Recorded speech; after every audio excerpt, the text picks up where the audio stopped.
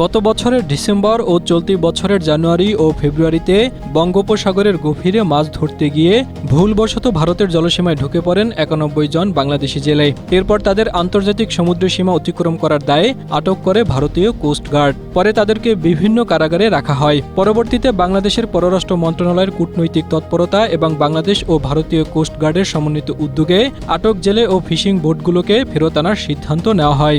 সেই সিদ্ধান্তের ধারাবাহিকতায় গত ৭ জুন আন্তর্জাতিক সমুদ্র সীমায় আনুষ্ঠানিক প্রক্রিয়ার মাধ্যমে ৯১ জন জেলে ও বোটগুলো বাংলাদেশ কোস্টগার্ডের কাছে হস্তান্তর করে ভারত। সোমবার কোস্টগার্ড বেস মোংলায় জেলেদের ফিশিং বোটসহ পরিবারের সদস্যদের কাছে আনুষ্ঠানিকভাবে হস্তান্তর করা হয়।